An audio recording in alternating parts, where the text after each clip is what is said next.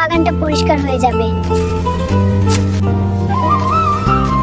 কিরে রফিক, তুই কি এখন থেকে স্কুলের মালি নাকি?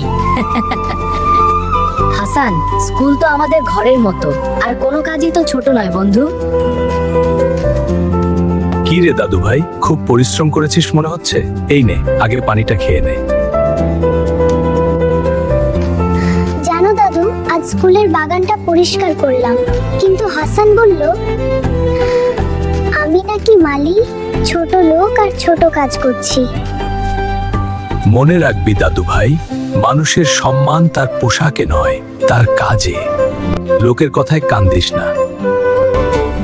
চমৎকার, এই স্কুলটা তো খুব পরিচ্ছন্ন, কিন্তু এই বাগানটা কে তৈরি করেছে? খোকা, তুমি কি এই সুন্দর বাগানটা করেছো? স্যার, স্কুলটা তো আমাদের ঘরের মতো, তাই আমি একটু সুন্দর করার চেষ্টা করেছি। শোনো সবাই, যে কাজ কেউ করতে চায় না সেটা করাই হলো আসল বড় মনের পরিচয়। রফিক আজ আমাদের শিক্ষক। মনে রেখো বাচ্চারা, পরিশ্রম কখনো বৃথা যায় না। সম্মান কাজ থেকে আসে, অবস্থান থেকে নয়।